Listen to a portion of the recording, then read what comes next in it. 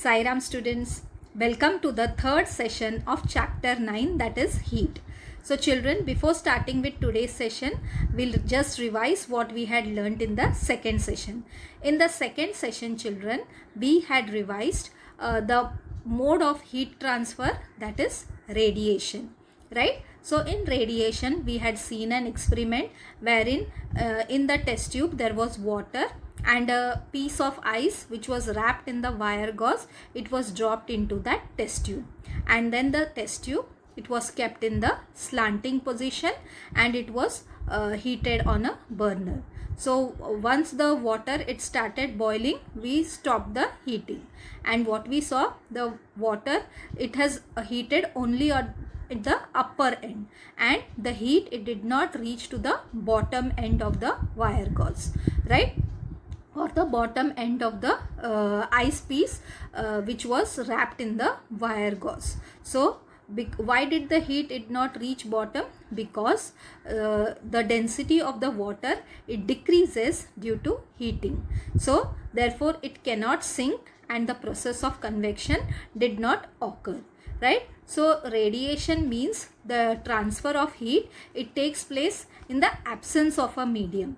So the transfer of heat which takes place without any medium is called as radiation. As we had seen that the sun, it is millions of kilometers away from us, right? But still the heat of the sun, it reaches us, right, without any medium, right? So after that children, we saw about that when the heat rays they fall on an object, part of the heat is absorbed by the object and part of it is reflected, right? So the ability of a substance to absorb the radiation, it depends upon the substance, depends upon its color and its intrinsic properties, right?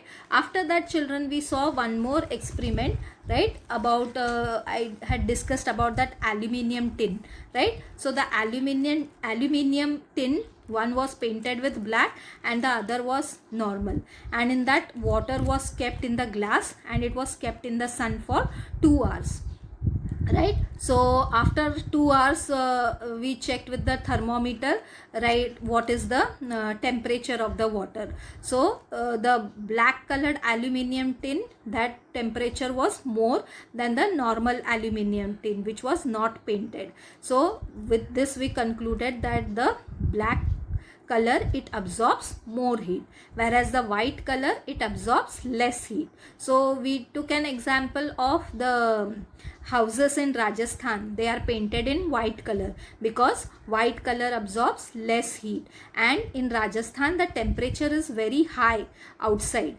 So to keep the temperature inside cool, they paint the houses with white color, right? So after that we saw children about the good and bad conductors of heat.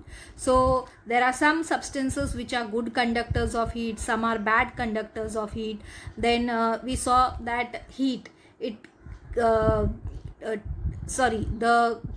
heating it takes place quickly through copper, right? And then I gave you the example of the hot tea which is poured in the china cup or in the glass tumbler, right? So you can hold it with your hand, whereas if you pour this hot tea in a glass steel or in a copper cup, you cannot hold it with your hand, right? So heat is conducted quickly through copper than through plastic or wood. So there also we discussed one experiment wherein I had told you collect some items like your plastic ruler, copper strip, glass steel, and this all you are going to put it in the beaker and then pour hot water into it of about 60 to 70 degrees centigrade, and then you have to check the outer end of the object whether it is heated or not, right? And then lastly we discussed about the expansion and contraction on solid substances. So there we discussed about a metal ring and a metal ball. So the metal ball we had to take of such a size that it should just pass the metal ring. And then what we did, the metal ball was heated, and then it was, we tried to put it inside the metal ring. It was not passing because solids expand on heating, whereas when the metal ball, it was brought back to its normal temperature, the metal ball could pass inside the metal ring. So that means the ball, when it comes back to its original position, that means it contracts on cooling. It comes back to the original position. So solid substances, they expand on heating and they contract on cooling. So today children, we are going to see about the expansion and contraction of liquids due to heat. We saw lastly about the solids. So now we are going to see about the liquid. Now here you can see here children, this is a conical flask, right? And you have to take a 500 ml conical flask. You have to put water into it. This is a burner. Now this is a stand on which this conical flask is kept. Also a wire gauze is kept on this stand, and upon that the conical flask is kept. Here you can see this is the glass stopper. Now this glass stopper, it has got two holes. So in one hole you will insert the glass tube, and in the other hole you will insert the thermometer, right? So let's discuss about this experiment. So as I told you, in the conical flask you are going to take water, and in the two holes you will insert the glass tube, and in one hole you will insert the glass tube, and in the other hole you will insert the thermometer as shown in the figure. Now you will continue the water, you will on the burner, and you will the water will start heating, right? So once water starts heating, right, what you have to do, you have to also take a measuring ruler, right? So you have to see on the thermometer, right, after every 2 degrees centigrade you have to measure the level of the water, and you have to record your observation. So as the temperature rises up to 2 degrees centigrade, you will you will take the measuring ruler and you will measure the level of the water, and you will note your observation. Again after 2 degrees centigrade the water level, the thermometer level has raised. Again you will take the measuring ruler and measure the water level. So like this you will take 10 observations, and then you will draw a graph to show the change in the water level as the temperature rises, right? So that means the temperature is rising in this, right? Because after every 2 degrees centigrade you are measuring the water level, right? So you are going to draw a graph to show the change in the water level as the temperature rises, right? So now let's see. So what happens when a liquid is heated? The distance between its particles increase and its volume too increases. So you all know there are particles inside each and every substance, right? So what happens when the liquid it is heated, the distance which is there between the particles, that also increases, and that's the reason the volume also increases, and this is called as expansion of liquids. So volume increases means it is expansion of liquid, and when the temperature falls the liquid contracts. So as the temperature of the water falls down, it comes back to the normal position, the liquid contracts. So with this experiment we can say that in the liquid also there is expansion and contraction. So in the liquid also when the volume increases, the expansion is there, and when it comes back to the normal position the liquid contracts, similar to that of the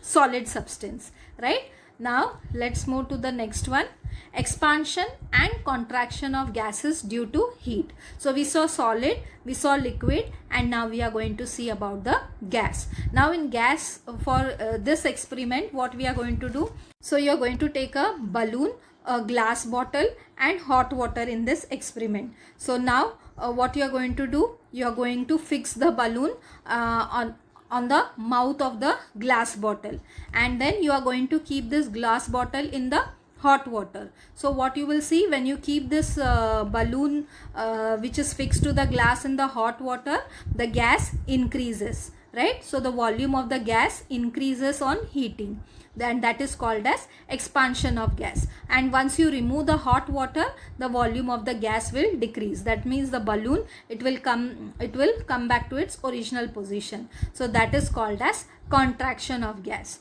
So in gas also, in the gaseous state also, the volume of the gas, it increases on heating, and increases on heating means it is expansion of gas. And once the heat it is removed, the volume of the gas, it decreases, and that is called as the contraction of gas. So if you can see children, expansion and contraction, it takes place in solid, liquid and gaseous state. And in all the three states, the whenever there is an increase in the gas or in the liquid or in the solid, it is expansion, and whenever there is a decrease, that means there is a contraction, right?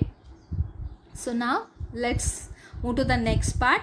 Now this here you can see the figure, it is a thermos flask, right? And it is also known as Dewar flask. Why it is known as Dewar flask? Because scientist James Dewar, he introduced this flask. That's why the name Dewar flask has been given to this thermos flask, right? So now you can see here children, now this is the thermos flask. You can see this is the rubber part over here, right? So this is the vacuum, and this is the metal or the plastic jar which is outside. Then there is a spring inside over here.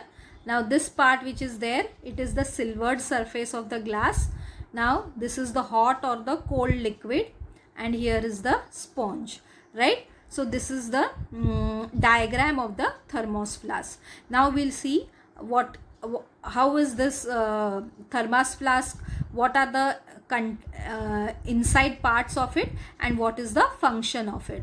I hope children, in everybody's house there is a thermos flask, right?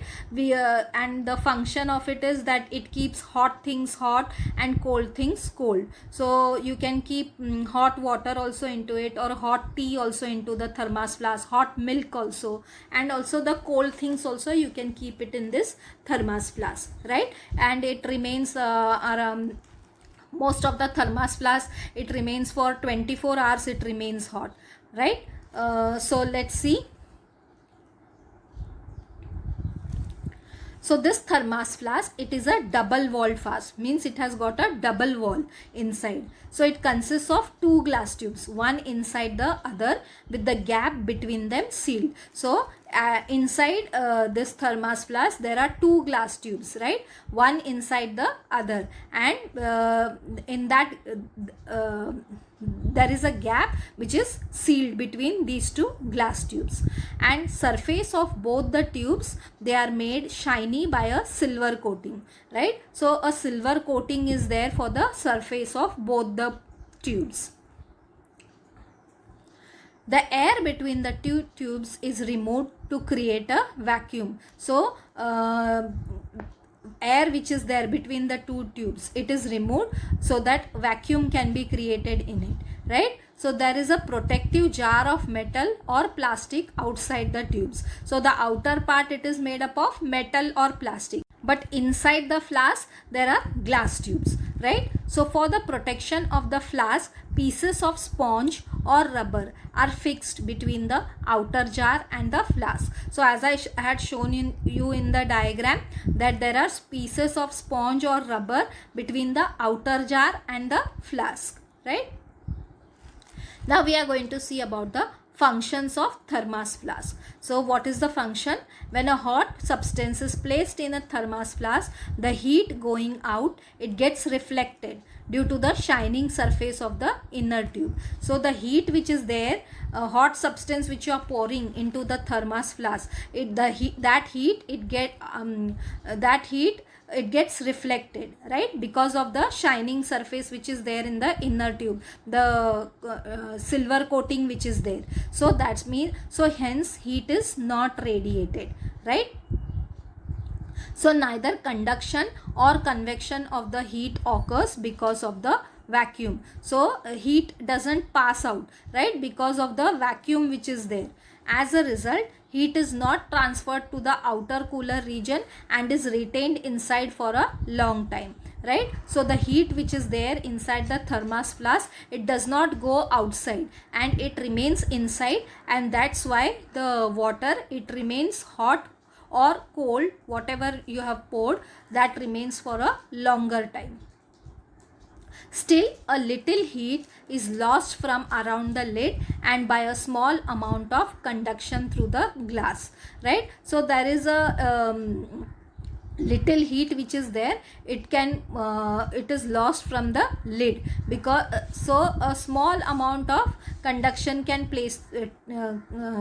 small amount of conduction can take place through the glass, right. So therefore the hot substance, it does not remain as hot after 2 to 3 hours, right. So if you check the water after 2 to 3 hours, it will not remain it will not remain that much hot as you had poured before, right. So this was the functions of the thermos flask. So with this, children, we finish our chapter 9, that is heat, right. So let's recap what we have learned today. We first we started with the expansion and contraction of liquids due to heat. So we saw it by an experiment wherein in the conical flask water was put, and then a hollow glass tube and a thermometer was inserted with the help of a glass stopper, right. And after the water was kept on heating, and after every 2 degrees centigrade we measured the level of the water with the help of a ruler, and like this we took 10 observations. And with this, what we concluded, that as the volume increases, that means the volume increases, right. So what happens, there is a expansion, right. And when the water when it comes back to the normal position, that means there is a contraction, right. So when the temperature falls, there is a contraction of liquid, and when the volume increases, that means there is expansion of liquid, right. So after that, we saw about the expansion and contraction of gases due to heat. So there we took a balloon, and this balloon was fixed to the mouth of a glass tube, right, and it was kept it in the hot water. So the volume of the gas increases, that means it is expansion of gas, right. And when the hot water is removed, the volume of the gas decreases, that means there is contraction, right. So that was the contraction of gas. So expansion and contraction, it happens in solid, liquid and gaseous state, and in all the 3 states there is expansion on increasing and contraction on decreasing. And lastly, we saw about the thermos flask, right. This thermos flask, it is also called as Dewar flask. So scientist James Dewar, he introduced this thermos flask, right. And you all know that this what is the function of the thermos flask? It keeps hot things hot and cold things cold. So that means whatever hot water or cold water is poured into it, there is a shiny surface inside this flask, shiny coating is there, right. Silver coating is there, because of which the heat gets reflected and it does not go out, but still some amount of heat, it comes out through the lid, right. So that's the reason the water, it does not remain hot for a longer time, right. So with this, so in the next session, children, we'll see the next lesson. Till then, goodbye.